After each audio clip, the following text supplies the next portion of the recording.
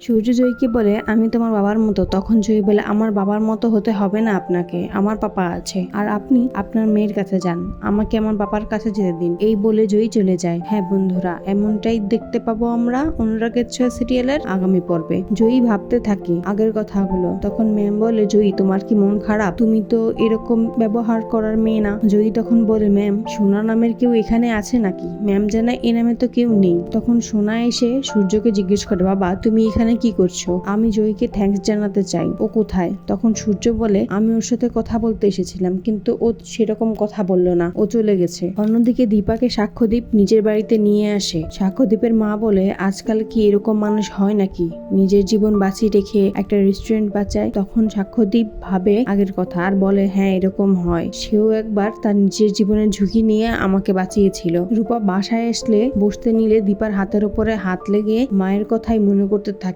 এই ছোঁয়া তার চেনা চেনা মনে হয়। তখন সাক্ষ্যদীপ জয়ীকে সবকিছু খুলে বলে। অলিকে খাবার দিতে এলে অলি বলে আজ যদি জয়ী না থাকতো আমি মরেই যেতাম। তখনই দীপা উঠে এসে জয়ীর সামনে দাঁড়ায়। জয়ীকে দেখে রূপার কথা মনে করতে থাকে আর বলে আমার কেন এরকম মনে হচ্ছে যে ওই আমার রূপা। জয়ী দীপাকে বলে এখন আপনি আমাদের নিজের, তাই আমি আপনাকে শাসন করতে পারি।